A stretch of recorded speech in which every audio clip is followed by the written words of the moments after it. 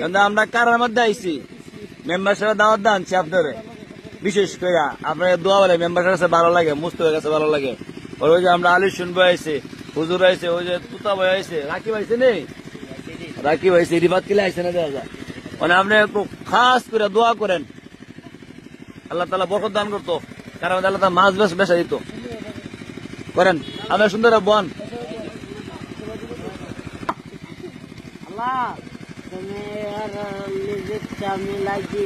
আমিন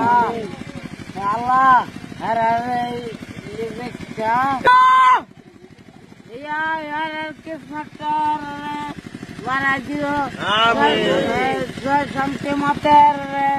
কিসমতটা বাড়াই দিয়ে